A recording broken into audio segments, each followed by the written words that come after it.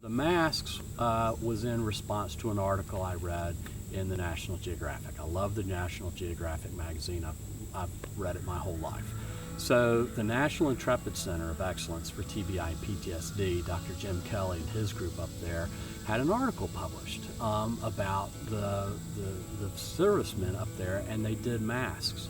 And they painted masks to tell their story of what it was like on the inside, how they felt on the inside about their injury, how they felt personally or how they felt people viewed them. It doesn't really matter, but there's a lot of stuff, balled up in there. And the masks were very compelling. I was very drawn to it, and I just kind of threw that on the desk of, my program director, and I said, Allison, this is an awesome idea. We should try it. Now, we've done that 100 times, and not everything the members want to do, right? But it's a member-driven program. You have to honor that.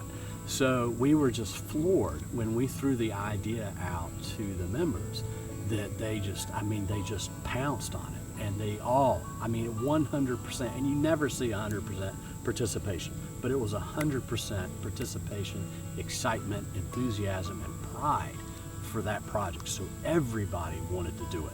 Everybody poured everything they had into it. There was this huge response from our members in doing it. And we were like, wow, this was an amazing activity. They really got into it. They got a lot out of it. And what do we do with that, right? Because we can't just let it have been just an art project, right? It's bigger than that. There's something about doing that was therapeutic, it was cathartic, it was advocacy, it was everything, right? So we took the masks to our big fundraiser, the Checkered Ball, and kind of to show off our art project, right? That everybody was so proud of. And people were just mesmerized by the display of the masks. And every time I walk by doing my little executive director stuff, talking to people, thanking them for coming, asking if they're having a good time, that kind of thing.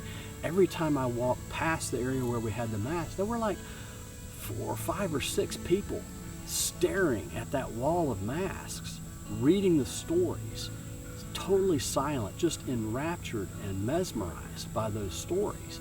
And we were like, wow, we've got to do something with this. There's something in those masks that's reaching out to people, to civilians, and dragging them in and sharing their stories.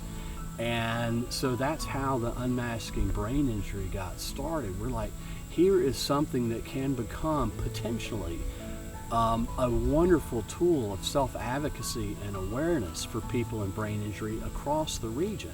So what we decided to do was, well, let's develop a website, let's create a kit, let's create instructions easy for people to follow, and let's reach out to everybody in the brain injury community through the support groups, through the Brain Injury Association, through any other organizations, through the website, through Facebook. Hey, if you've got a brain injury, call us, email us, we'll send you a kit. We'll take these masks across the state, we'll display them in public places, and let other people throughout the state, throughout the region, have that moment of, wow, I had no idea.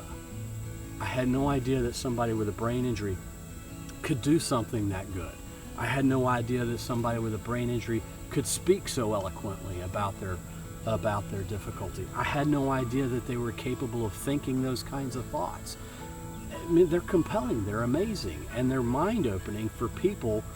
As clinicians who work with brain injury, we know that they're just normal people too, right? But when other people see them, it's changing completely their perspective and their preconceived notions of what a person with a brain injury is. And it's kind of an aha moment for them. So it's an educational tool, it's an advocacy tool, and it grabs them by the throat and wakes them up and says, we're real people too, and we deserve your love, your dignity, and respect. That's all we ask.